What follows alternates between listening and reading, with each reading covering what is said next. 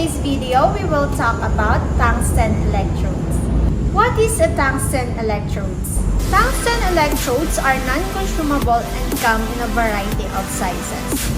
They are made from pure tungsten or an alloy of tungsten and other rare earth elements.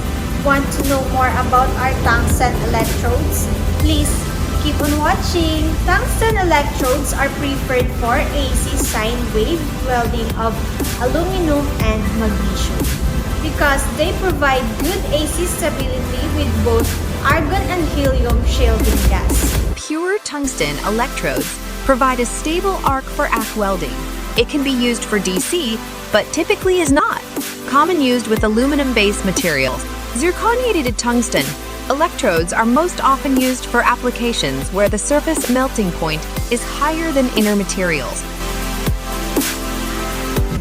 KDG is on extended New Year sale.